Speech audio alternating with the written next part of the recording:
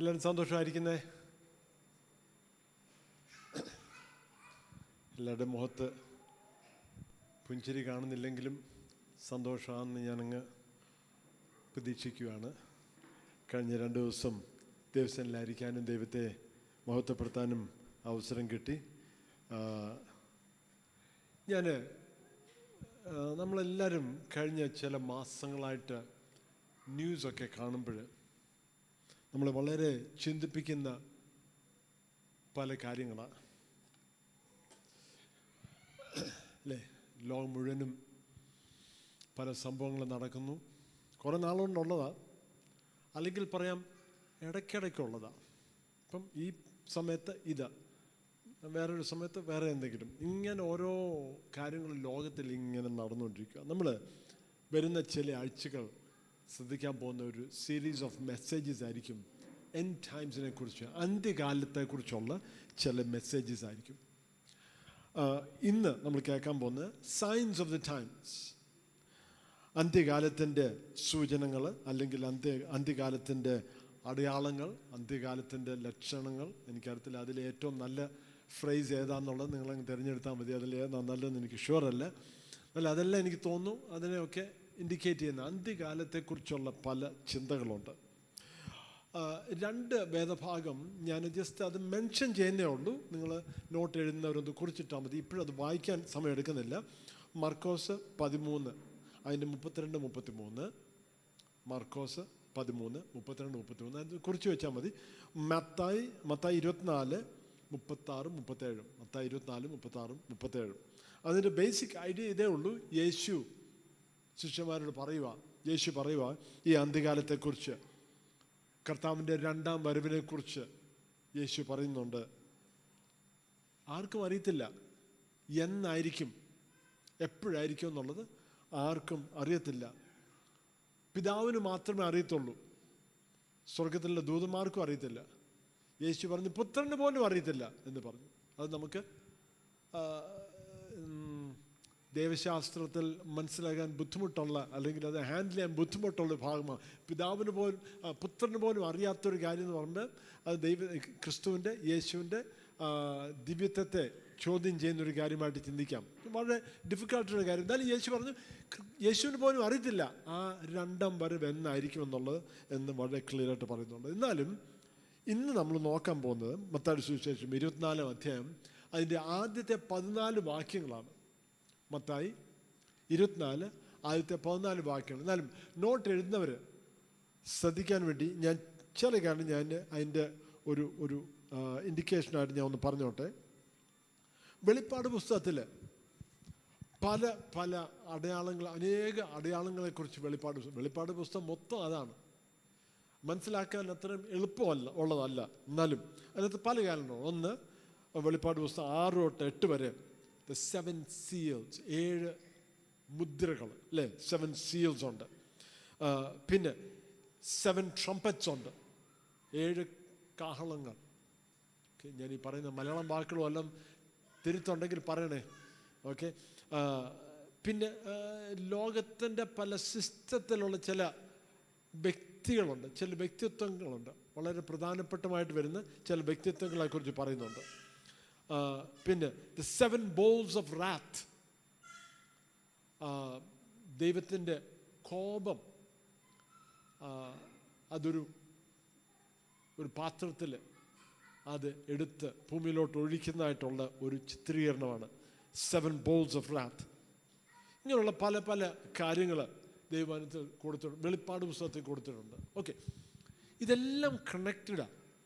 അതായത് ഏത് രീതിയിലാണ് കണക്റ്റഡ് ആയിട്ടുള്ള, അതിൻ്റെ സ്പെസിഫിക്സ് എന്തുവാണെന്ന് നമുക്ക് അത്ര ഡീറ്റെയിൽ അറിയത്തില്ല, എങ്കിലും ഇതെല്ലാം കണക്റ്റഡാണ്. ഇന്ന് നമ്മൾ നോക്കാൻ പോകുന്ന ഇത് മാത്രം മത്തായിയുടെ സുവിശേഷം 24 അതിൻ്റെ 1 തൊട്ട് 14 വരെയുള്ള വാക്യങ്ങളാണ്. നമുക്കതൊന്ന് വായിച്ച് ഒന്ന് ശ്രദ്ധിക്കാം. മത്തായി 24, 1 തൊട്ട് 14 വരെ ശ്രദ്ധിച്ചൊന്ന് കേൾക്കണമേ. യേശു ദൈവാലയം വിട്ടു പോകുമ്പോൾ ശിഷ്യന്മാർ അവന് ദൈവാലയത്തിൽ പണി കാണിക്കേണ്ടതിന് അവൻ്റെ അടുക്കൽ വന്നു. അവൻ അവരോട്, ഇതെല്ലാം കാണുന്നില്ലയോ?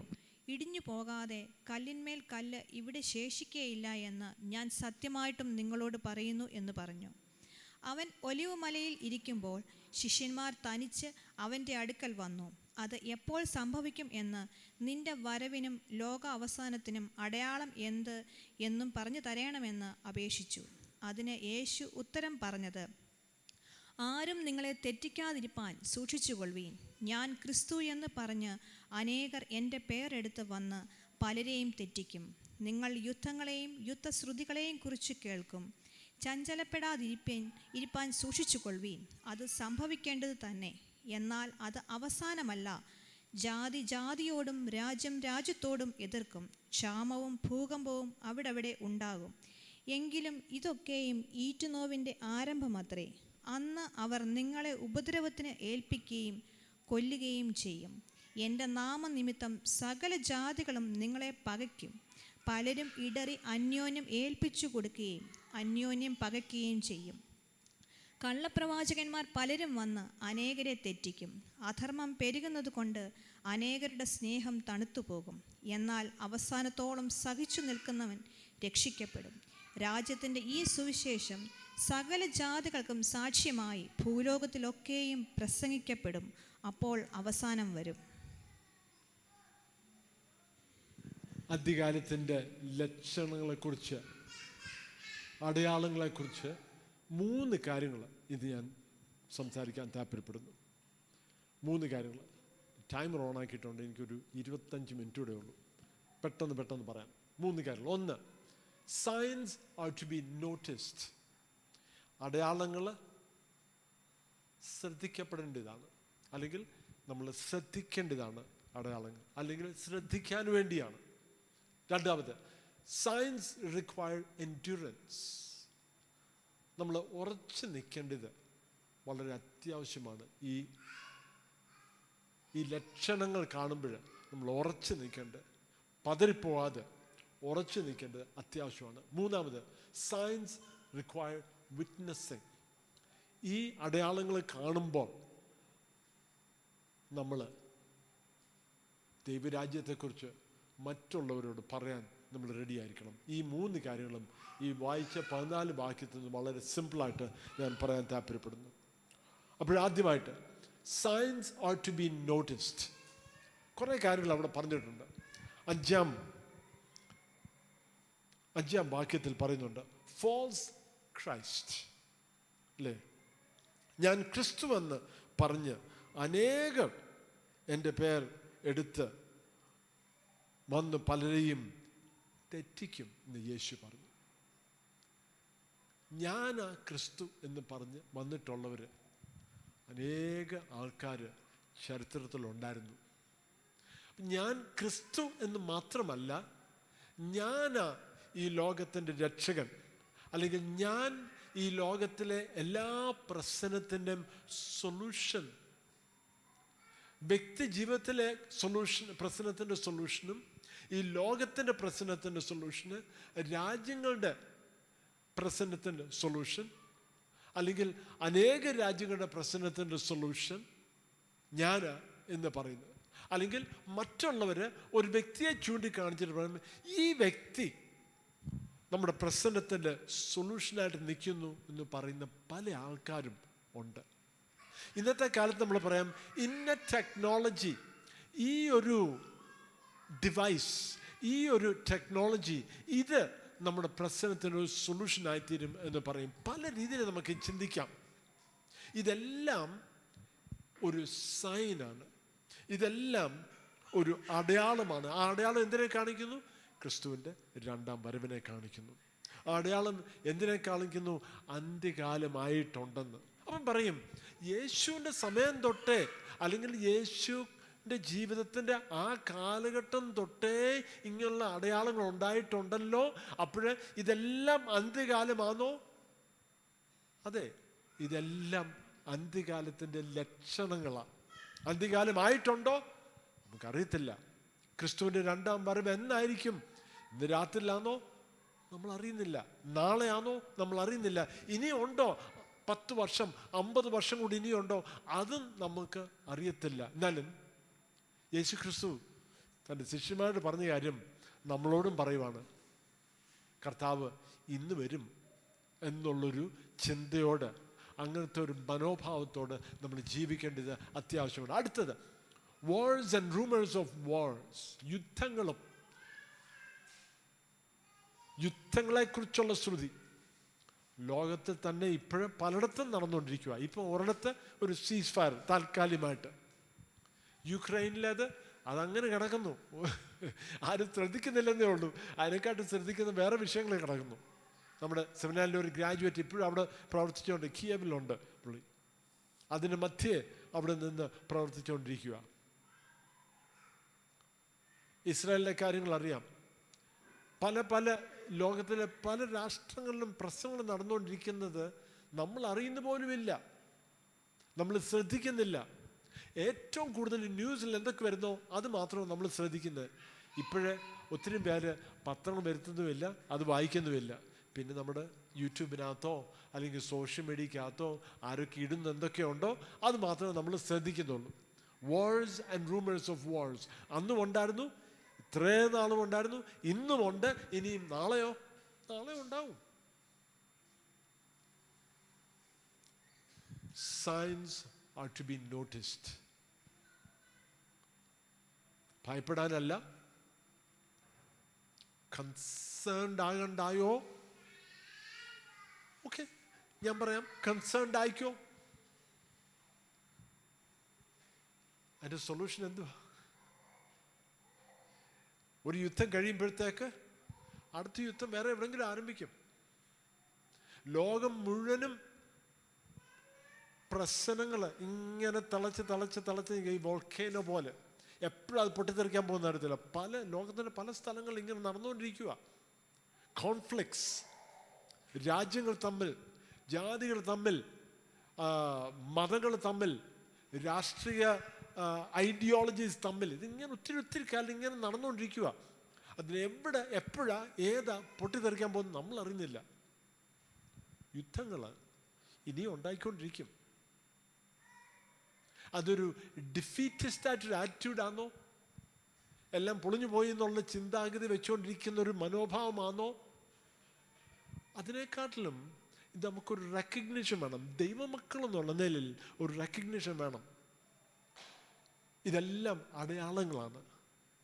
ഈ അടയാളം എന്തിനെ കാണിക്കുന്നു മനസ്സിലാക്കണം. അപ്പം പിന്നെയും ഞാൻ ആദ്യം പറഞ്ഞ ചോദ്യം, ഇത്രയും നാൾ നടക്കുന്നില്ലായിരുന്നോ? അബ്രഹാമിൻ്റെ കാലം തൊട്ടേ നമുക്കറിയാം യുദ്ധങ്ങൾ ഇങ്ങനെ നടന്നുകൊണ്ടിരിക്കുക, ക്ഷാമങ്ങൾ, ഇതെല്ലാം നടക്കുന്നുണ്ടല്ലോ. നമ്മൾ വണ്ടിയെ കയറി എറണാകുളത്ത് പോകാൻ വേണ്ടി കയറി കഴിഞ്ഞാൽ അല്ലേ, ഇവിടെ ഹൈസ്കൂൾ ജംഗ്ഷനിൽ നിന്ന് വലത്തോട്ട് തിരിയുമ്പോഴത്തേക്ക് ബോർഡിൽ എഴുതി വെച്ചിട്ടുണ്ട്. ഇപ്പം എനിക്ക് എക്സാക്റ്റ് ഓർമ്മയില്ല, എനിക്കൊന്ന് കോട്ടയം, തിരുവല്ല, എറണാകുളം ഇങ്ങനെയൊക്കെ എഴുതും. കുറച്ചങ്ങോട്ട് പോകുമ്പോഴത്തേക്ക് വേറൊരു സൈൻ കാണും അല്ലേ, പന്തളത്ത് ചെല്ലുമ്പോഴത്തേക്ക് പിന്നെയും കാണും. അവിടെ നിന്ന് കാണും, എല്ലാം എനിക്കിപ്പം ക്ലിയർ ആയിട്ട് ഓർമ്മയില്ല, മിക്കവാറും അവിടെ കാണും കോട്ടയം, ചങ്ങനാശ്ശേരി, അല്ലെങ്കിൽ തിരുവല്ല, കോട്ടയം, ചങ്ങനാശ്ശേരി, ഇങ്ങനെ എറണാകുളം, ഇതൊക്കെ കാണും. പിന്നെ തിരുവല്ല ചെല്ലുമ്പോഴോ അവിടെയും കാണും, അടുത്തൊരു ബോർഡ് കാണും അല്ലേ, അതും കാണിക്കും. ഇനി കോട്ടയം വരുന്നു, ചങ്ങനാശ്ശേരി വരുന്നു, എറണാകുളം വരുന്നു എന്നൊക്കെ കാണിക്കും. എറണാകുളത്ത് എത്തുന്നിടം വരെ എന്ത് സംഭവിക്കും? ഇങ്ങനെ അടയാളങ്ങൾ, ഓരോ സൈൻ ബോർഡ് കാണിച്ചുകൊണ്ടിരിക്കും. ആ സൈൻ ബോർഡ് കാണുമ്പോൾ എറണാകുളത്ത് എത്തി എന്നുള്ളൊരു ആയിട്ടില്ല, നമുക്കറിയാം. അത് ജസ്റ്റ് ഒരു സൈനാ. ആ വഴി അങ്ങ് പൊയ്ക്കോ, ഇനി വരുന്നു, ഇനിയും സൈൻ ഉണ്ടാകുമെന്ന് അവർക്കറിയാം. അതേപോലെ നമ്മൾ ഇതിനെ മനസ്സിലാക്കണം. അതേപോലെ നമ്മൾ മനസ്സിലാക്കേണ്ടത് ഈ ലോകത്തിലെ സംഭവങ്ങൾ യേശുക്രിസ്തു പറഞ്ഞു ഇതെല്ലാം അടയാളങ്ങളാണ്. പിന്നെ ട്രിബുലേഷൻ, ഉപദ്രവങ്ങൾ, ഒരു ഗ്രേറ്റ് ട്രിബുലേഷൻ എന്ന് പറഞ്ഞ് വെളിപ്പാട് പുസ്തകത്തിൽ കാണുന്നുണ്ട് അല്ലേ. ഗ്രേറ്റ് ട്രിബുലേഷൻ, മലയാളത്തിൽ മഹോ ഉപദ്രവം. ഇതിലേതാ ഗ്രേറ്റ് ട്രിബുലേഷൻ? ഏറ്റവും വലിയ ഉപദ്രവം എന്തുവാ? നമുക്കൊരു നിമിഷം ഒന്ന് വെയിറ്റ് ചെയ്യാം. ഇതിലെ ഏറ്റവും വലിയ ഉപദ്രവം ഏതുവാ?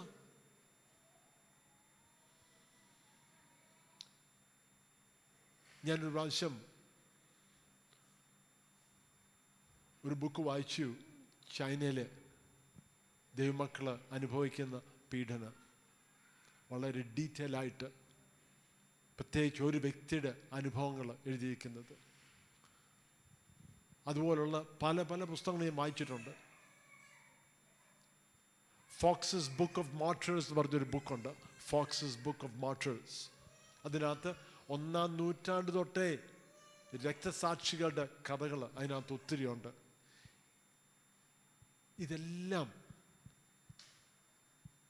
ലക്ഷണങ്ങളാണ്, ഇതെല്ലാം അടയാളങ്ങളാണ്, സയൻസാണ്. അന്ത്യകാലം വരുന്നു.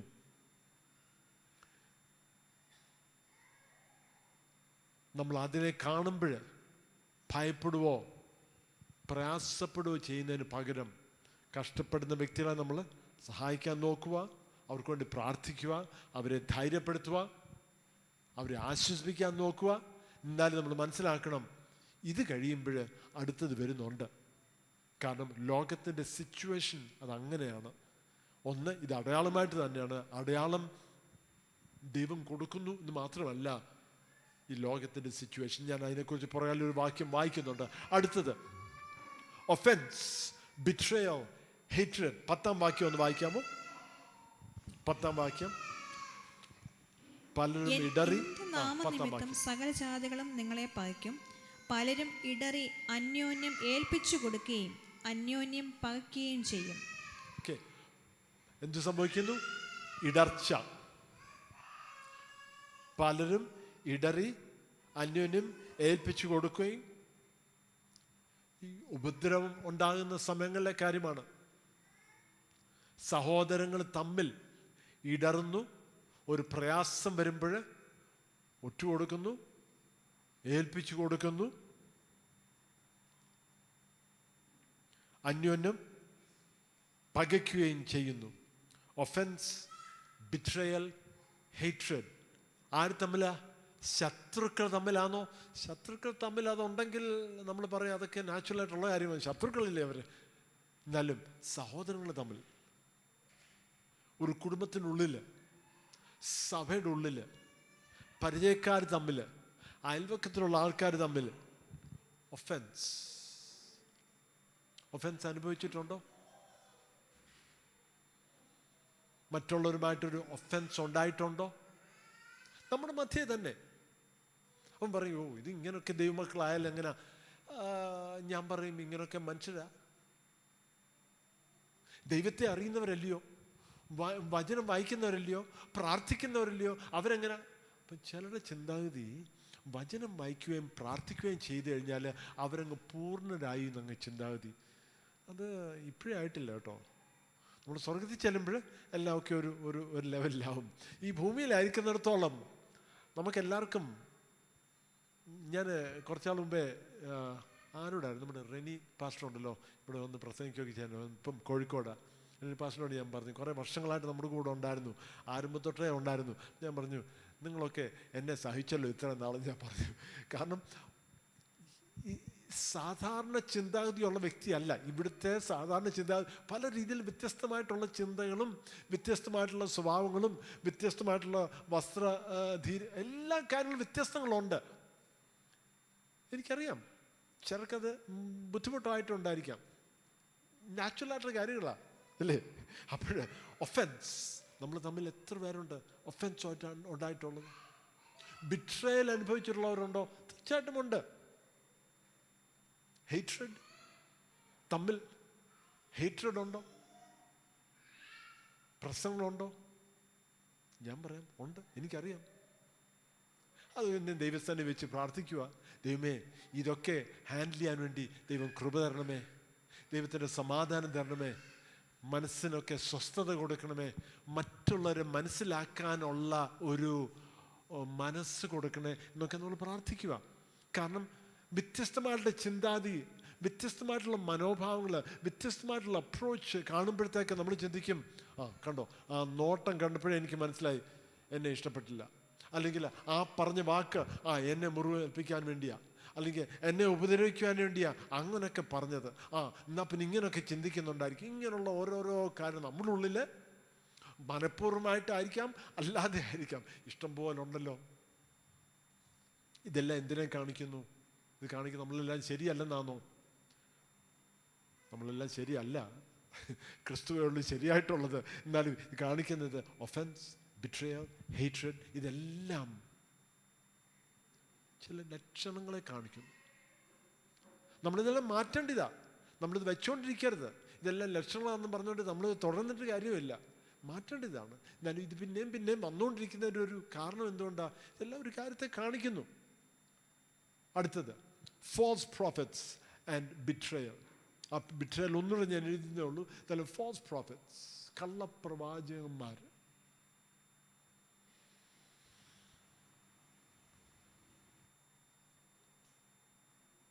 പണ്ട് തൊട്ടേ ഉണ്ടായിരുന്നു. ഇസ്രായേൽ മക്കളുടെ കാലം തൊട്ടേ ഉണ്ടായിരുന്നു അല്ലേ? യഹോവയായ ദൈവം പറയുന്നു എന്ന് പറഞ്ഞുകൊണ്ട് പറയുന്ന ആൾക്കാർ. ചിലർ പറയും, അയ്യോ ഇന്നത്തെ കാലത്ത് ജനങ്ങൾ ഇങ്ങനെയൊക്കെയുണ്ട്, ഇങ്ങനത്തെ പ്രവാചകന്മാരുണ്ട്, ഇങ്ങനത്തെ ദേവദാസന്മാരുണ്ട് എന്നൊക്കെ പറയും. ഇതൊന്നും പുതിയതൊന്നും അല്ല കേട്ടോ. പണ്ട് ഇതൊന്നും ഇല്ലായിരുന്നു. ആര് പറഞ്ഞു? ക്രിസ്തുവിൻ്റെ സമയം തൊട്ടേ ഉണ്ടായിരുന്ന കാര്യങ്ങളാണ്, ഇപ്പോഴും ഉണ്ട്. അടുത്തതിലോട്ട് പോകാം. ഓക്കെ, കുഴപ്പമില്ല, ബൈബിളിലെ വാക്യം വേണമെന്നില്ല. ഓക്കെ, അടുത്തത് ആപ്പത്തി. 12-13 വാക്യം, അത് മലയാളത്തിൽ നിന്ന് വായിക്കാം. 12-13. അധർമ്മം പെരുകുന്നത് കൊണ്ട് അനേകരുടെ സ്നേഹം തണുത്തുപോകും, എന്നാൽ അവസാനത്തോളം സഹിച്ചു നിൽക്കുന്നവൻ രക്ഷിക്കപ്പെടും. അപ്പോൾ അധർമ്മം എന്ത് ചെയ്യുന്നു? പെരുകുന്നു. എന്നത്തെ കാലത്തായത്? 1-ാം നൂറ്റാണ്ടിലെ കാര്യമാണ്. ഇന്ന് അധർമ്മം പെരുകുന്നുണ്ടോ? ഉണ്ട്. അത് കാരണത്താൽ എന്ത് സംഭവിക്കുന്നു? അനേകരുടെ സ്നേഹം തണുത്തു പോകുന്നു. എത്ര പേര് പറഞ്ഞിട്ടുണ്ട്, പണ്ടത്തെ പോലുള്ള സ്നേഹമൊന്നും ആർക്കും ഇല്ല. പറഞ്ഞിട്ടുണ്ടോ? നമ്മുടെ സഭയിലുള്ള കാര്യം തന്നെ പറഞ്ഞിട്ടില്ലേ? പണ്ടൊക്കെ ഭയങ്കര സ്നേഹമായിരുന്നു, ഇന്ന് വലിയ സ്നേഹമൊന്നുമില്ല. പറഞ്ഞിട്ടില്ലയോ? കേട്ടിട്ടില്ലയോ? അനുഭവിച്ചിട്ടുണ്ടോ? തീർച്ചയായിട്ടും ഉണ്ട്. അനേകരുടെ സ്നേഹം തണുത്തു പോകുന്നു. അതുകൊണ്ട് എന്ത് ചെയ്യണം? ഞാൻ ഈ സഭയിൽ കൂടുന്നില്ല, ഇവരൊന്നും ശരിയല്ല. ഒരാൾ പറഞ്ഞു, നിങ്ങളൊരു പെർഫെക്റ്റായിട്ടൊരു ചർച്ച് നോക്കി പോകുമ്പോൾ സൂക്ഷിച്ചോണം. അങ്ങനത്തെ ഒരു സഭ കണ്ടുപിടിക്കുകയാണെങ്കിൽ നിങ്ങൾ ജോയിൻ ചെയ്യരുത്. കാരണം നിങ്ങൾ ജോയിൻ ചെയ്ത് കഴിഞ്ഞാൽ പിന്നെ അത് ഇംപെർഫെക്റ്റ് ആയി പോകും. മനുഷ്യരെവിടെ ഉണ്ടോ അത് ഇംപെർഫെക്റ്റ് ആയിട്ട് സിറ്റുവേഷൻ തന്നെയാണ് അല്ലേ? സ്തോത്രം. 13-ാം വാക്യത്തിൽ അത് എന്ത് ചെയ്യണം? എന്നാൽ അവസാനത്തോളം സഹിച്ചു നിൽക്കണം. അടുത്തത് 14-ാം വാക്യം.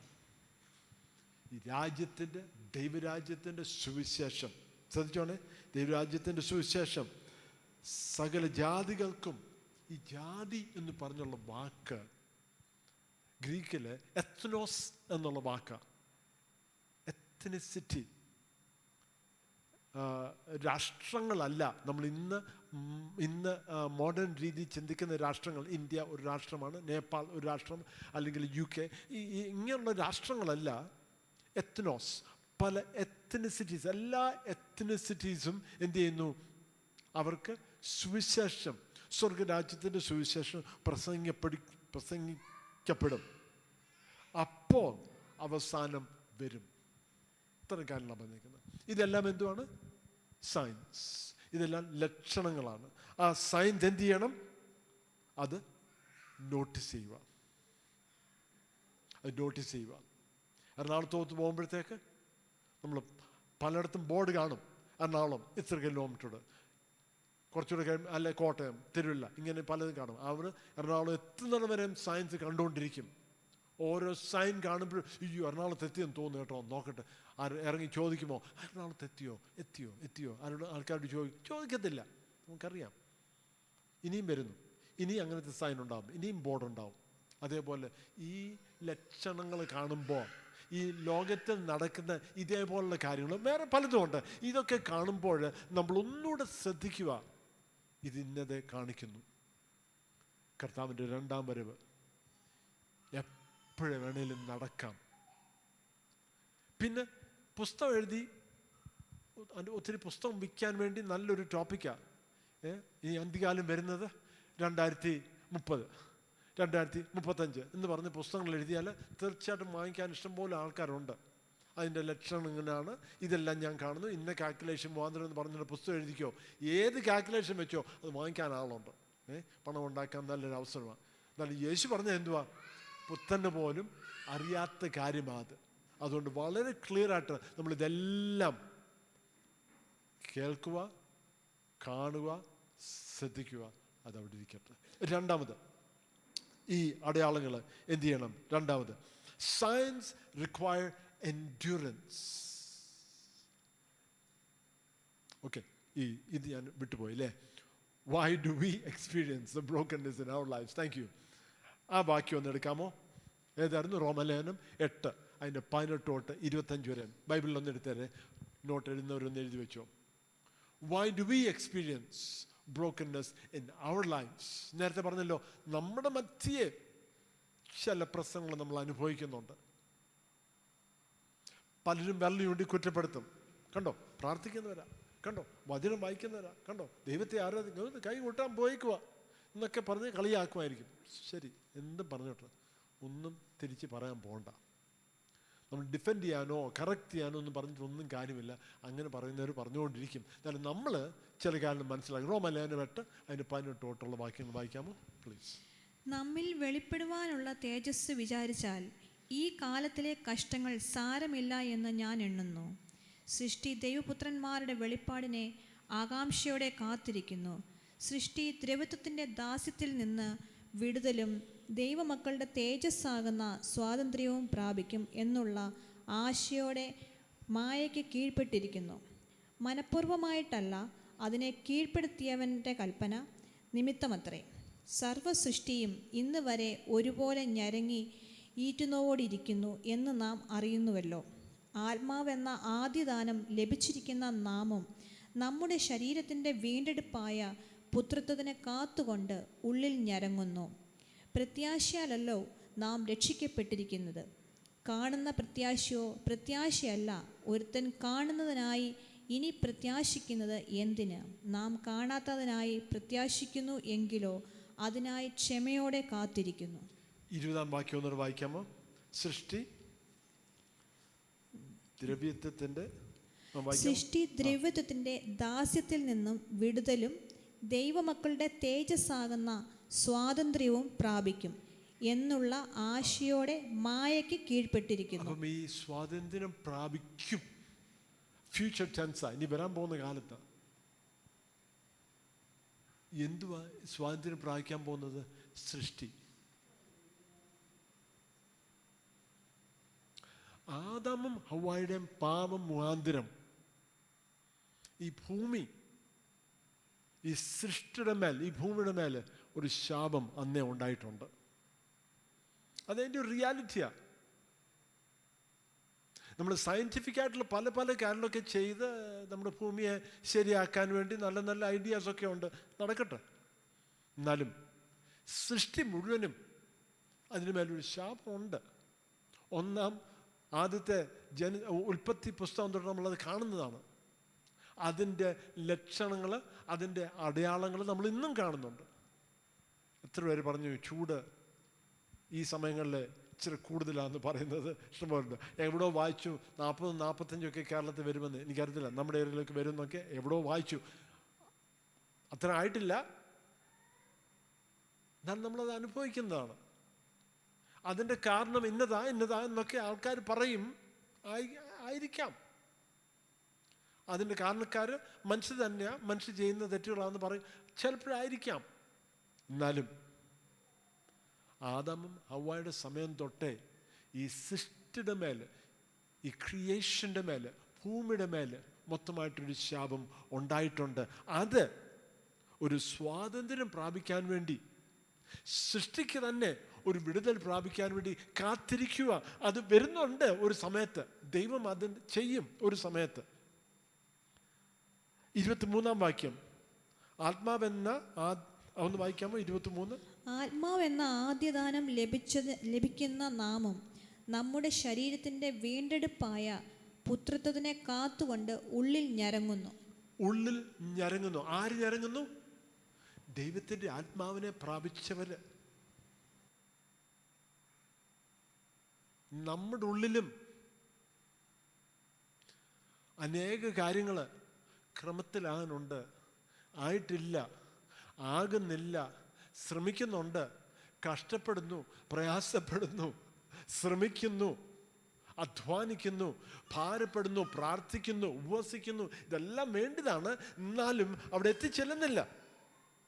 നമ്മൾ എന്ത് ചെയ്യുന്നു? ഉള്ളിൽ ഞരങ്ങുന്നു.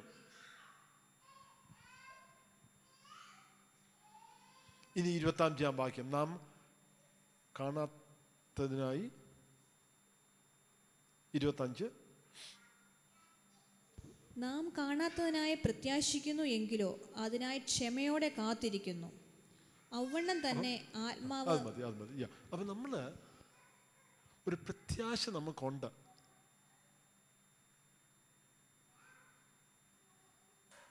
എത്ര പേര് ഇന്ന് രാവിലെ എഴുന്നേറ്റ് ഓർത്തു, എൻ്റെ ശരീരത്തിൻ്റെ അവസ്ഥ മിക്കവാറും ഞാൻ എങ്ങനെ ഇന്ന് ആരാധനയ്ക്ക് പോകും?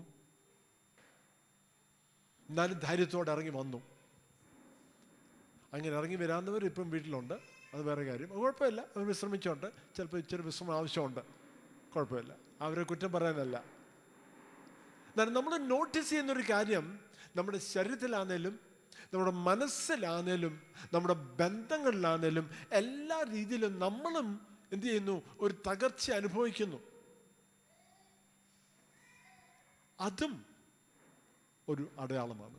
അടുത്ത സ്ലൈഡിലോട്ട് പോകാം. രണ്ടാമത്, ഓക്കെ, ആദ്യം signs are to be notice. രണ്ടാമത്, signs require endurance. Signs require endurance. 2-3 വാക്യങ്ങളുണ്ട് അല്ലേ?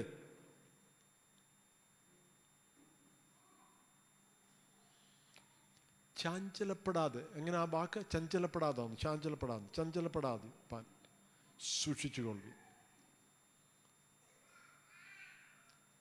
10-ാം വാക്യം, പലരും ഇടറി അന്യോന്യം ഏൽപ്പിച്ചു കൊടുക്കും, അന്യോന്യം പകയ്ക്കുകയും ചെയ്യും അല്ലേ? 13-ാം വാക്യം. 12-ാം വാക്യം, അധർമ്മം പെരുങ്ങുന്നതുകൊണ്ട് എന്ത് സംഭവിക്കുന്നു? അനേകരുടെ സ്നേഹം തണുത്തു പോകും. 13-ാം വാക്യം, എന്നാൽ അവസാനത്തോളം സഹിച്ചു നിൽക്കുന്നവൻ രക്ഷിക്കപ്പെടും. ഈ അനുഭവിക്കുന്ന പ്രയാസങ്ങളും ഇതിൻ്റെ മധ്യേ പതറിപ്പോവാതെ, തകർന്നു പോവാതെ, ഇതെല്ലാം ലക്ഷണങ്ങളാണെന്ന് മനസ്സിലാക്കി. ഇതെല്ലാം പൊളിഞ്ഞു, എല്ലാം തീർന്നു, ഇതിലൊന്നും കാര്യമില്ല, ദൈവത്തെ ആരാധിച്ചിട്ട് കാര്യമില്ല, സ്തുതിച്ചിട്ട് കാര്യമില്ല, വചനം വായിച്ചിട്ട് കാര്യമില്ല, പ്രാർത്ഥിച്ചിട്ട് കാര്യമില്ല, ഇങ്ങനെയുള്ള സൊല്യൂഷനിലൊന്നും എത്താതെ ക്ഷമയോട് കാത്തിരിക്കുക. ഇതെല്ലാം ഒരു സൈനാണ്, ഇതെല്ലാം ഒരു തെളിവാണ്. ദൈവരാജ്യം വരുന്നു അതിൻ്റെ പൂർണ്ണതയിൽ. നമ്മൾ നേരത്തെ പലപ്പോഴും പറഞ്ഞിട്ടുള്ളൂ, ദൈവരാജ്യം വന്നു എന്ന് യേശു പറഞ്ഞു. അതിൻ്റെ പല ലക്ഷണങ്ങളും നമ്മൾ കാണുന്നു. ഇവിടെ എത്ര പേരുണ്ട് ദൈവത്തിൻ്റെ അത്ഭുത പ്രവൃത്തി നമ്മൾ അനുഭവിച്ചിട്ടുള്ളവരുണ്ട്? സ്തോത്രം.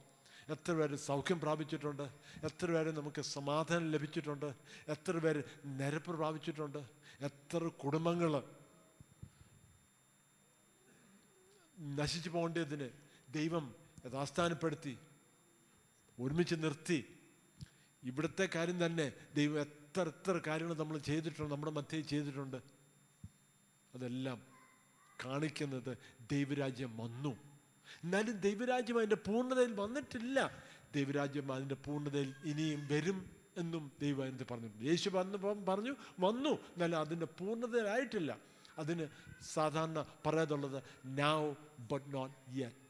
The kingdom of God is here now but not yet in its fullness. അതിൻ്റെ പൂർണ്ണതയിൽ വന്നിട്ടില്ല, എന്നാലും വരും. എന്നാലും അതെന്നാ വരുന്നത്? അതിൻ്റെ ലക്ഷണങ്ങളാണ് നമ്മൾ ആ 1-ാം പോയിന്റിൽ കണ്ടത്. അതിൻ്റെ ലക്ഷണങ്ങൾ വെളിപ്പാട് പുസ്തകം നിറച്ചും അതിൻ്റെ ലക്ഷണങ്ങൾ ഇഷ്ടംപോലെ പറഞ്ഞിട്ടുണ്ട്. ആ പത്രം എടുത്തിട്ട് ഇതാണെന്ന് പറയാൻ വേണ്ടിയല്ല. ഇതെല്ലാം പല പല ലക്ഷണങ്ങളുണ്ട്, പല പല സൈൻസ് ഉണ്ട്. അവിടെ എത്തുന്നിടം വരെ ഇതതിൻ്റെ സൈനാണോ, ഇതതിൻ്റെ ലക്ഷ്യമാണോ, പത്രത്തിൽ കാണുന്ന ലക്ഷ്യമാണോ, അതിൻ്റെ സൈനാണ്. എന്നാലും ആ ലക്ഷ്യത്തിൽ ലക്ഷ്യത്തിൽ എത്തിക്കൊണ്ടിരിക്കുന്നതേ ഉള്ളൂ, അവിടെ എത്തിയിട്ടില്ല. യാത്ര ചെയ്യുമ്പോൾ സൈൻ ബോർഡ് കാണുന്ന കാര്യം ഒന്ന് ഓർത്താൽ മതി. അതുപോലെ അടുത്തൊരു സൈനാണെന്ന് മാത്രം നമ്മൾ മനസ്സിലാക്കുക. Signs require endurance. അവസാനത്തോളം സഹിച്ചു നിൽക്കാൻ വേണ്ടി ഉള്ള മനസ്സ് വേണം. എന്തുകൊണ്ട് അവസാനത്തോളം സഹിച്ചു നിൽക്കണം? യേശു പറഞ്ഞതുകൊണ്ട്. യേശുവിൻ്റെ വാക്കാണ്. കർത്താവിൽ നമ്മൾ വിശ്വസിക്കുന്നു. കർത്താവ് പറഞ്ഞതിൽ നമ്മൾ ധൈര്യപ്പെടുന്നു. ഈ ഭൂമിയിൽ നടക്കുന്ന കാര്യങ്ങൾ, എൻ്റെ ഉള്ളിൽ നടക്കുന്ന കാര്യങ്ങൾ, എൻ്റെ മനസ്സിൽ നടക്കുന്ന കാര്യങ്ങൾ, എൻ്റെ വികാരത്തിൽ നടക്കുന്ന കാര്യങ്ങൾ, എൻ്റെ ശരീരത്തിൽ നടക്കുന്ന കാര്യങ്ങൾ, എൻ്റെ കുടുംബത്തിൽ നടക്കുന്ന കാര്യങ്ങൾ, എൻ്റെ അയൽവക്കത്തിൽ നടക്കുന്ന കാര്യങ്ങൾ, സഭയിൽ ഇതൊന്നും കണ്ട്, ലോകത്തിൽ നടക്കുന്ന ഇതൊന്നും കണ്ട് അധൈര്യപ്പെടാനല്ല, ധൈര്യത്തോടിരിക്കുക. ദൈവരാജ്യം വരുന്നു. ധൈര്യത്തോടിരിക്കുക. യേശു ഇനി വരും എന്നുള്ളൊരു വാഗ്ദത്തം പറഞ്ഞു. 2000 വർഷം മുമ്പേ യേശു അത് പറഞ്ഞതാണ്. ഇന്നും അത് വാലിഡായിട്ട് കാര്യമാണ്. യേശു വരുന്നു. ഇനി മൂന്നാമത്തെ കാര്യം, സ്തോത്രം. Science require witnessing. രാജ്യത്തിൻ്റെ ഈ സുവിശേഷം വായിക്കാമോ? 14-ാം വാക്യം. രാജ്യത്തിൻ്റെ ഈ സുവിശേഷം സകല ജാതികൾക്കും സാക്ഷ്യമായി ഭൂലോകത്തിലൊക്കെയും പ്രസംഗിക്കപ്പെടും. അപ്പോൾ അവസാനം വരും. ഇത് 2 രീതി കാണാം. ഒന്ന്, യെസ്, എല്ലാ എത്നോസ്, എല്ലാ ജനങ്ങളും, എല്ലാ ജാതികൾക്കും എന്ത് ചെയ്യും? ഈ സുവിശേഷം പ്രസംഗിക്കപ്പെടും. അതിൻ്റെ രണ്ടാമത്തെ ഈ 2 sides of the coin എന്ന് പറയുമല്ലോ. ഞാൻ ഈ ഇടയ്ക്ക് കേട്ട ഒരു കോയിന് 2 സൈഡ് എന്ന് പറയുമെങ്കിലും ഒരാൾ പറഞ്ഞ അങ്ങനല്ല. ഒരു കോയിന് 3 സൈഡുണ്ട്. ഓക്കെ, 2 സൈഡല്ല, 3 സൈഡുണ്ട്. നമ്മൾ സാധാരണ ചിന്തിക്കുന്ന 2 സൈഡ്, പിന്നെ അതിൻ്റെ ഇടയ്ക്ക് വട്ടത്തിൽ ഒരു മൂന്നാമത്തെ ഒരു സൈഡുണ്ട്. ആ മൂന്നാമത്തെ സൈഡിൻ്റെ പ്രത്യേകത എന്തുവാണെന്നറിയാമോ? അവിടെ നിൽക്കാമെങ്കിൽ ഈ സൈഡും കാണും, ഇങ്ങോട്ട് തിരിഞ്ഞ് വന്നാൽ ഇപ്പുറത്തെ സൈഡും കാണും. ഒരു കോയിൻ്റെ ആ മൂന്നാമത്തെ സൈഡ്, അതിനെന്ത് പറയണം? അതിന് വരമ്പെന്ന് പറയുമോ? അതിൻ്റെ ആ സൈഡിൽ നിൽക്കാമെങ്കിൽ അപ്പുറത്തോട്ടും കാണാം, ഇപ്പുറത്തോട്ടും കാണാം. ആ 2 സൈഡും ഇപ്പുറത്തെ സൈഡ് നമ്മൾ കാണാം. സുവിശേഷം സകല ജാതികൾക്കും പ്രസംഗിക്കപ്പെടും. അതിൻ്റെ മറു സൈഡ് ഞാൻ പറഞ്ഞോട്ടെ, സുവിശേഷം സകല ജാതികളോടും പ്രസംഗിക്കണം. സ്തോത്രം. അത് നമ്മുടെ ദൗത്യമാണ്. ആരുടെ ദൗത്യമാണ്? ദൈവമക്കളുടെ ദൗത്യമാണ്. സ്തോത്രം. സകല ജാതികളും സുവിശേഷം അറിയണം. പലപ്പോഴും ആ ഒരു ദൗത്യത്തിന് വേണ്ടി ഒരു അവസരം ഇവിടെ തന്നിട്ടുണ്ട്. ഇനി വരുന്നു, ഡേ ഓഫ് പെന്റക്കോസ്റ്റ് വരുന്നു. അന്ന് ഒരു ദേവദാസൻ വരും, അദ്ദേഹം ഷെയർ ചെയ്യും. നമ്മൾ സാധാരണ ചിന്തിക്കാത്ത ഒരു ഏരിയയിലോട്ട് അദ്ദേഹം സുവിശേഷം പറയുന്നു. അതിൻ്റെ കുറേ നല്ല നല്ല സാക്ഷ്യങ്ങൾ. അദ്ദേഹത്തിൻ്റെ കൂടെ ഒരു പ്രാവശ്യം ഞങ്ങൾ പോയി. കൊച്ചുനാളുതൊട്ട് അങ്ങനെയുള്ള സ്ഥലങ്ങളിൽ ഞാൻ പോകുമായിരുന്നു. ഇനിയും പോകണമെന്ന് ആഗ്രഹമുണ്ട്.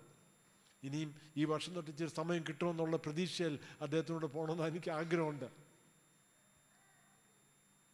പല മേഖലയിലും, പല രാജ്യങ്ങളിലും, പല സ്ഥലങ്ങളിലും, നമ്മുടെ രാജ്യത്തിനുള്ളിൽ പല പല സ്റ്റേറ്റുകളിലും ഇനിയും സുവിശേഷം പ്രസംഗിക്കപ്പെടും. എതിർപ്പുകൾ വർദ്ധിച്ചുകൊണ്ടിരിക്കുന്നു, നമുക്കറിയാം. പ്രശ്നങ്ങൾ വർദ്ധിച്ചുകൊണ്ടിരിക്കുന്നു, അതെല്ലാം നമുക്കറിയാം. അതൊക്കെ എന്തിനെ കാണിക്കുന്നു? കർത്താവിൻ്റെ 2ാം വരവ് വരുന്നു. അതിൻ്റെ സമയം അടുത്തിട്ടുണ്ട്. അതിൻ്റെ ലക്ഷണങ്ങളാണ്, അതിൻ്റെ സയൻസാ, അതിൻ്റെ അടയാളങ്ങളാണ്. അടുത്ത സൈൻ ബോർഡായത്. അത് കണ്ടുകൊണ്ടിരിക്കുക. അത് നമ്മുടെ രാജ്യത്തും കാണുന്നുണ്ട്. നോർത്ത് ഇന്ത്യയിൽ പലരും അത് അനുഭവിക്കുന്നു. വളരെ പ്രശ്നങ്ങൾ അനുഭവിക്കുന്ന ഇഷ്ടംപോലെ ആൾക്കാരുണ്ട്. അവർക്ക് വേണ്ടി നമ്മൾ പ്രാർത്ഥിക്കണം, അവരെ നമ്മൾ സഹായിക്കണം, അവരെ ആശ്വസിപ്പിക്കണം, അവരെ ധൈര്യപ്പെടുത്തണം. എന്നാലും അതിൻ്റെ കൂടെ നമ്മളൊരു കാര്യം ഓർക്കണം, ഇതിനൊന്നിനും ഒരു അന്ത്യം കാണത്തില്ല. നമ്മൾ ചിന്തിക്കും, കർത്താവേ ഇതെല്ലാം മാറട്ടെ, ഇതെല്ലാം നിൽക്കട്ടെ.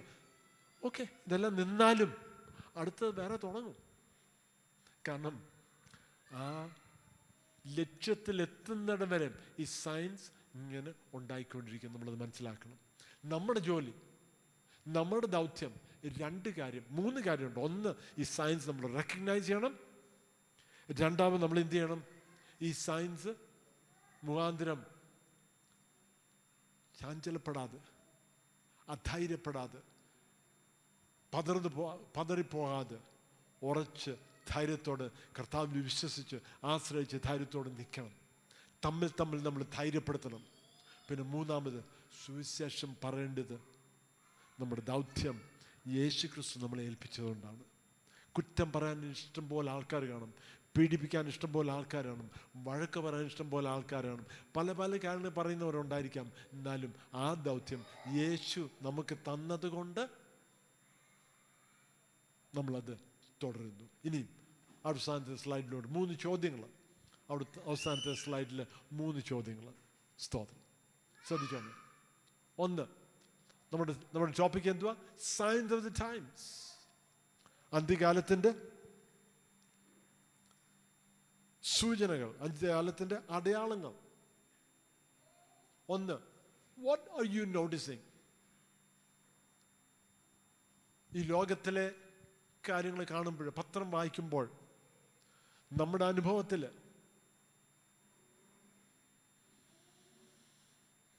നമ്മൾ എന്തുവാ നോട്ടീസ് ചെയ്യുന്നത്? അതിനെ എങ്ങനെ നമ്മൾ വ്യാഖ്യാനിക്കുന്നു? നമ്മളൊരു ഡിഫീറ്റിസ്റ്റ് ആയിട്ടുള്ള ആറ്റിറ്റ്യൂഡ് ആണെങ്കിൽ, എല്ലാം നശിച്ചു, എല്ലാം പൊളിഞ്ഞു, ഒന്നും ശരിയാകത്തില്ല, ഇവരൊന്നും ശരിയല്ല, ആരും ശരിയല്ല, ഇങ്ങനൊരു ചിന്താതിരുന്നാൽ അങ്ങനല്ല നമ്മൾ ചെയ്യേണ്ടത്. ഇത് ശരിയല്ല എന്ന് നമുക്കറിയാം, എന്നാലും അത് നമ്മൾ അധൈര്യപ്പെടാനല്ല, നമ്മൾ നോട്ടീസ് ചെയ്യണം. ഒന്നാമത്, ഇതൊരു സൈനാണ്. അടുത്ത പ്രശ്നം അനുഭവിക്കുമ്പോൾ, നിങ്ങളുടെ ഉള്ളിൽ ആ പ്രയാസം അനുഭവിക്കുമ്പോൾ, മനസ്സിൽ ആ പ്രയാസം അനുഭവിക്കുമ്പോൾ, വികാരത്തിൽ ആ പ്രയാസം, ഭവനത്തിൽ, അയൽവക്കത്തിൽ, കുടുംബത്തിലോ ആ പ്രയാസങ്ങൾ അനുഭവിക്കുമ്പോൾ ഓർത്തോണം, ഇതൊരു സൈൻ ബോർഡാണ്. ഒരു കാര്യത്തെ കാണിക്കുന്നു, കർത്താവിൻ്റെ 2ാം വരവ്. അതിനുവേണ്ടി നമ്മൾ കാത്തിരിക്കുന്നു. കാണാത്ത കാര്യത്തിന് വേണ്ടി നമ്മൾ കാത്തിരിക്കുന്നു. രണ്ടാമത്, വാട്ട് ഈസ് യുവർ എയിം? നമ്മുടെ ലക്ഷ്യം എന്തുവായിരിക്കും? ഇതിനെല്ലാത്തിനും ശരിയാക്കാനാണോ? ഓക്കെ, ശരിയാക്കാൻ ഒക്കുന്ന കാര്യങ്ങളൊക്കെ നമ്മൾ ശരിയാക്കണം കേട്ടോ. നമ്മുടെ സ്വഭാവങ്ങൾ മാറത്തില്ലെന്ന് പറഞ്ഞുകൊണ്ട് അങ്ങനെ ഇരിക്കാനല്ല, മാറ്റണം, അതെല്ലാം വേണം. എന്നാലും നമുക്ക് ആവശ്യമുള്ളത് എന്തുവാ? എൻഡ്യൂറൻസ്, പിടിച്ചു നിൽക്കണം. പ്രയാസത്തിന് മധ്യേ തമ്മിൽ നമ്മൾ ക്ഷമിക്കണം, തമ്മിൽ നമ്മൾ സ്നേഹിക്കണം, തമ്മിൽ നമ്മൾ പൊറുക്കണം. എന്നെപ്പോലുള്ള വ്യക്തിയല്ല ഈ വ്യക്തി, ആ വ്യക്തി മറ്റേ വ്യക്തി എന്ന് ഞാൻ മനസ്സിലാക്കണം. അവരെ ഞാൻ ശരിയാക്കാൻ, അവരെ ഞാൻ മാറ്റിയെടുക്കാൻ നടക്കത്തില്ല. ഞാൻ എന്നെ തന്നെ ശരിയാക്കാൻ നോക്കിയിട്ട് നടക്കുന്നില്ല, പിന്നെ വേറൊരാളിനെ ശരിയാക്കാൻ ഒക്കത്തില്ല. വേറെ ആരും നമുക്ക് ശരിയാക്കാൻ ഒക്കത്തില്ല. അവരെ നമ്മൾ സ്നേഹിക്കുക, അങ്ങ് നമ്മൾ ക്ഷമിക്കാനുണ്ടെങ്കിൽ അങ്ങ് ക്ഷമിക്കുകയും ചെയ്യുക, പൊറുക്കുക, സഹിക്കുക, ഏതൊക്കെ വാക്കുകൾ ഉപയോഗിച്ചോ നമ്മൾ ഒരുമിച്ച് നിൽക്കുക. What is your aim? Endurance. സ്തോത്രം. അവസാനത്തോളം പിടിച്ചു നിൽക്കണം. ഞാൻ ഇന്ന കാര്യം പ്രാർത്ഥിച്ചു, അത് നടന്നില്ലെങ്കിൽ ഞാൻ ഇനി ആരാധനയ്ക്ക് പോകത്തില്ല. ഇന്ന കാര്യം ഞാൻ പിടിച്ചു വെച്ച് പ്രാർത്ഥിച്ചു, അത് നടന്നില്ലെങ്കിൽ ഞാൻ കർത്താവിനെ ഇനി സ്നേഹിക്കത്തില്ല. പല കുറേ നാൾ മുമ്പേ, ഇപ്പോൾ ഒരു 8 വർഷം മുമ്പേ, ഒരു പ്രാർത്ഥന മീറ്റിംഗ് കഴിഞ്ഞപ്പോൾ ഒരു സഹോദരി പറഞ്ഞു, ഇത്രയും നാളും കർത്താവിനെ അറിഞ്ഞിട്ട് ഒന്നും ആയില്ല. ഞാൻ ഒന്നുകൂടി ചോദിച്ചു, എന്തിനെക്കുറിച്ചാണ് ഉദ്ദേശിക്കുന്നത്? അപ്പോൾ ഉടനെ മനസ്സിലായി, അവരുടെ സാമ്പത്തികമായിട്ടുള്ള വിഷയങ്ങൾ, ഭവനത്തിലെ വിഷയങ്ങൾ. ഓക്കെ, ശരി, വളരെ പ്രയാസമുള്ള കാര്യമാണ്. ഞാൻ പറഞ്ഞു, സഹോദരി, നമുക്ക് കർത്താവിൽ ആശ്രയിക്കാം, നമ്മുടെ നോട്ടം എപ്പോഴും കർത്താവിലായിരിക്കാം. ശരിയാ, അത് പ്രയാസമുണ്ട്, സാമ്പത്തികമായിട്ട് പ്രയാസപ്പെടുന്നു, ഭവനത്തിൽ വേറെ മറ്റ് പല തകർച്ചകളുണ്ട്, നമ്മളെല്ലാം ഉണ്ട്. എന്നാൽ നമ്മുടെ കണ്ണുകൾ എപ്പോഴും കർത്താവിലോട്ടായിരിക്കണം എന്ന് ധൈര്യപ്പെടുത്താൻ ശ്രമിച്ചു. What is your aim? അവസാനം മൂന്നാമത്, വാട്ട് ആർ യു ഡൂയിങ്? നമ്മൾ എന്ത് ചെയ്യുന്നു? ഞാൻ പറഞ്ഞല്ലോ, ഒന്ന്, നമ്മൾ സമാധാനത്തിന് വേണ്ടി നമ്മൾ പ്രവർത്തിക്കണം. എന്നാലും അവസാനം, what are you doing? Witnessing. മറ്റുള്ളവരുടെ സുവിശേഷം പറയാൻ ഒക്കുന്നുണ്ടോ? ഏത് സുവിശേഷമാ? ദൈവരാജ്യത്തിൻ്റെ സുവിശേഷം. അയ്യോ, ഇതെല്ലാം പൊളിഞ്ഞിരിക്കുന്നു. യെസ്, ഇതെല്ലാം പൊളിഞ്ഞിരിക്കുന്നു. എന്നാലും കർത്താവ് നമുക്ക് തന്ന ചില വാഗ്ദത്തങ്ങളുണ്ട്. സ്തോത്രം. ചിലർ പറയും ഇതൊന്നും ശരിയാൻ പോകുന്നില്ല. നമ്മൾ പലയിടത്ത് പോകുമ്പോൾ ട്രാക്ട് കൊടുക്കുമ്പോൾ ഓരോ നോട്ടീസ് കൊണ്ട് കൊടുക്കും. പല ഈ ലോകത്തിൽ കാണുന്ന പല ലക്ഷണങ്ങളെക്കുറിച്ചുള്ള ചില നോട്ടീസ് അത് കൊടുക്കുമ്പോൾ ആൾക്കാർ പറയും, ഓ ഇതെല്ലാം ശരിയാവുന്നില്ല, നമ്മുടെ രാജ്യം ശരിയല്ല, അല്ലെങ്കിൽ നമ്മുടെ രാഷ്ട്രം ശരിയല്ല, നമ്മുടെ ഈ നമ്മുടെ കേരളം ശരിയല്ല എന്നൊക്കെ ആൾക്കാർ പറയും. ഓക്കെ, ആയിക്കോട്ടെ. ഈ കാണുന്ന പ്രശ്നങ്ങളൊക്കെ നമ്മളെല്ലാവരും മനസ്സിലാക്കുന്ന, എന്നാലും ഇതെല്ലാം എടുത്ത് കാണിക്കുന്നത് കർത്താവിൻ്റെ രണ്ടാം വരവ് ഇനിയുണ്ടായി. അത് വിറ്റ്നസ് ചെയ്യാൻ വേണ്ടി നമുക്കൊരു അവസരമാണ്. സ്തോത്രം. ജനങ്ങൾ, നമ്മുടെ കൂടെ ജോലി ചെയ്യുന്നവർ, അയൽവക്കത്തുള്ള ആൾക്കാർ ഈ ലോകത്തിലെ പല പ്രശ്നങ്ങൾ എടുത്ത് കാണിക്കുമ്പോൾ നമ്മുടെ ഉത്തരം ഞാൻ പറയുന്ന പാർട്ടിക്ക് വേണ്ടി വോട്ട് ചെയ്യാൻ, അങ്ങനല്ല. അതല്ല നമ്മുടെ ഉത്തരം. ഇന്ന പാർട്ടി, ഈ പക്ഷം, ആ പക്ഷം, അതല്ല നമ്മുടെ ഉത്തരം. അതല്ല ഉത്തരം. ഇതാണ് ദൈവരാജ്യത്തിൻ്റെ സുവിശേഷം എന്നുള്ളത് പറയുന്നത്. അതാ അതിൻ്റെ ഉത്തരം. പാർട്ടികളുണ്ടായിരിക്കാം, പല ഐഡിയോളജീസ് ഉണ്ടായിരിക്കാം, ഓരോന്നിനും അതിൻ്റേതായിട്ടുള്ള ഗുണങ്ങളുണ്ട്, ദോഷങ്ങളുണ്ട്. അതല്ല അതിൻ്റെ സൊല്യൂഷൻ. അതിൻ്റെ സൊല്യൂഷൻ ഇതാണ്, നമ്മൾ എടുത്തു കാണിക്കണം ദൈവരാജ്യം വരുന്നത്. അതാ നമ്മുടെ പ്രത്യാശ, അതാ നമ്മുടെ ഹോപ്പ്. അതില്ലെങ്കിൽ നമ്മൾ തകർന്നു പോയെന്ന്. അപ്പോൾ ഈ 3 കാര്യം നമ്മൾ മനസ്സിലാക്കുക. Signs of the times. ആ സയൻസിൻ്റെ പ്രത്യേകത ഈ 3 കാര്യങ്ങൾ പറയും. 1, signs are to be noticed. 2, signs require endurance. 3, signs require witnessing.